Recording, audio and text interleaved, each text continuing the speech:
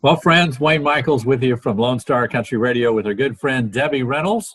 And of course, we're doing a little day drinking, getting ready for Nash Trash, and Debbie Reynolds to tell us everything that's going on in country music, especially the ACMs. And I know you've got some bad news for me. I'm just going to go there right now.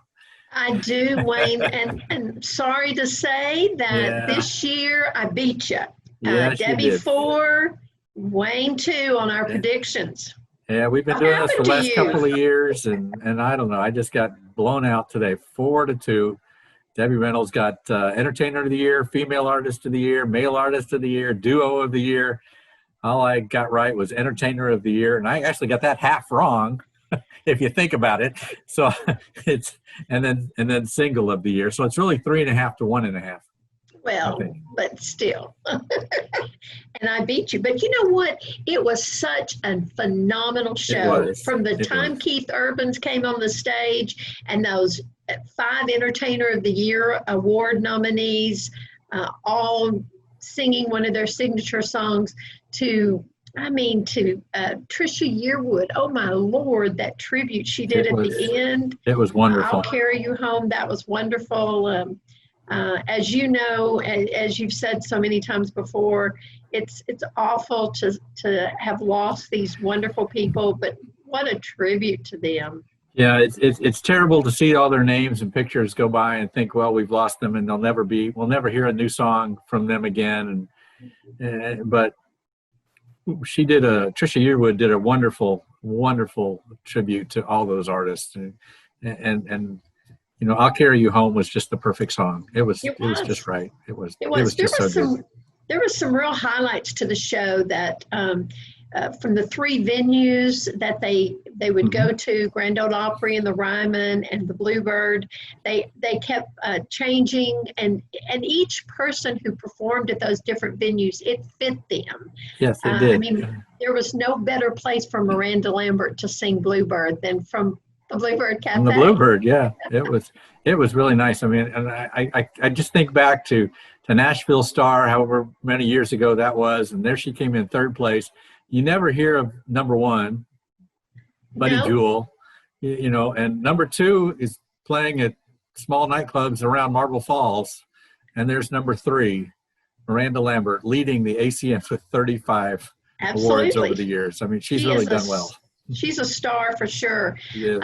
But how about that Carrie Underwood tribute to those 6 country artist ladies? Wow. Wow is a perfect word. I mean, her tribute to Patsy and Loretta and Barbara Mandrell and Dolly Parton, Reba McEntire, Martina McBride, all artists that are just the tops in country music. And then to have Carrie Underwood sing their signature songs, it was just wonderful. It was so well done. It was so well done. The whole show was so well done. It was. It really was. I tell you, I was in tears when Tim McGraw sings. I always am. His songs are so meaningful. But then he introduced Mickey Guyton. Yes. And it said what he did about the women in his life, and all women pretty much in general. But then he introduced her, and there she was in that beautiful white dress singing. It was a white, beautiful gown. What are you going to tell her? That song is just gut-wrenching to the heart. It's so moving, so meaningful. She was top of the charts for me. It was outstanding. She did an outstanding job, and you know, if I'm correct, I'm not positive, but I think I know she's from Texas, but I think she's from Waco. Oh, right? Wouldn't that be great? That's close by. That's pretty close by. We ought to go. I guess she probably doesn't play in Waco all that often much anymore, but we ought to go see her. You know, John Party and Thomas Rhett's line dancing to Beer Can't Fix. That was pretty fun. That was a fun act. Yeah, and I just heard the other day that his show that was coming up at Billy Bob's in Fort Worth has been canceled.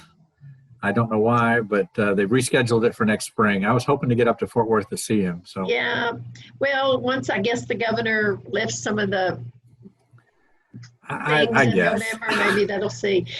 You know, it was the night for Luke Combs. He's a up and coming artist, broke onto the scene really 2013, but not really until 2017 did you start listening to his music. But think about all of the accolades he's gotten in these 3 short years. Male vocalist, Song of the Year, and iHeartRadio Country Artist of the Year. I mean, he's really racked up platinum records, hits left and right, 9 #1 hits. Really, he is going places for sure. I mean, it really has been just a short amount of time, 4 or 5 years, but I mean, he's 9 #1s. That's incredible. And then ACM Male Artist of the Year in 2020, Album of the Year this year. I mean, you cannot beat what he's doing right now. I think he is the artist he's at the top of the charts. That's all there is to it. And everybody else, I'd even say even the more well-known artists are going to have to catch up to him right now. Absolutely. He's doing a great job. He's doing a great job. He is, and I think he's going to keep on going up. I find myself humming his tunes quite a bit. I also was very, very pleased to see that the work he's doing with the veterans. I have to admit, that is great too. We have a good friend out in Dripping Springs, Texas, has a company called Graphic Guitar Guys. They take guitars and will wrap them with almost everybody in the world, their logos or whatever. And he was watching the ACMs and he saw the guitars that he had wrapped. He didn't know why he wrapped them. They didn't give him any details. They just gave him the artwork and he did the work for them. Yeah. But then to find out that was the guitars that they were using for the Ford Veterans program, he was very happy to see that. Oh, I think so too. All in all, it was a great show. They paid great tribute to country music in general. Yeah. And welcome back, Taylor Swift. Yeah, well, yeah. I know she's a big favorite of yours. That's He always will be. That makes one of us. But anyway, I don't have anything against her. She's a great artist, and she certainly deserves everything she's got, but she's not for me, as I tell you. But one thing I really did enjoy was the people behind the scenes who took the Grand Ole Opry and put the lights on the seats. Mm-hmm. I thought that added to the show, because I think most of the time they would have left those seats in the dark.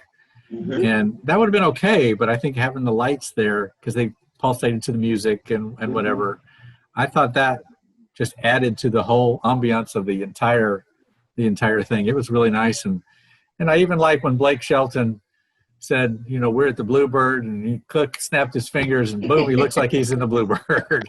The magic of television. He was really in a green room. Yeah, the magic of television. It was good. It was good. All in all, it was a first-class show. Yeah. Much better than the Emmy show. Much better than the Emmys. Much better than the Emmys. We turned that off rather quickly. Yeah. I didn't really care. But anyway, Debbie, thanks so much for stopping by with Nash Trash once again. And I guess we'll see you next Wednesday, all right? See you next Wednesday. Toast to you. Toast to you, too. I'm almost out. You got to go get some more. Oh, no.